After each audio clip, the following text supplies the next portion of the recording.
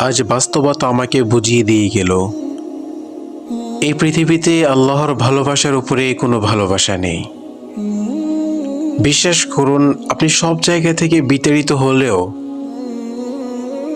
আল্লাহর রহমত থেকে কখনোই বিতাড়িত হবেন না। আল্লাহর ভালোবাসা থেকে কখনোই বিতাড়িত হবেন না। উনি আপনাকে হতে দিবে না। আপনার পৃথিবীর কোনো মানুষের কাছে যদি আপনার আশ্রয় না হয়, তাহলে আপনার সর্বশেষ আশ্রয়টুকু হবে আল্লাহ তাআলার রহমতের আশ্রয়, আল্লাহ তাআলার রহমতের কোল। আর সেই ভালোবাসা ও রহমতের কোলে আপনাকে আটকে রাখবে সারাটা জীবন। অতএব কোনো মানুষের ভালোবাসার পেছনে না ছুটে আল্লাহর ভালোবাসা অর্জনের জন্য ছুটুন। দুনিয়ায় তো সম্মানিত হবেন,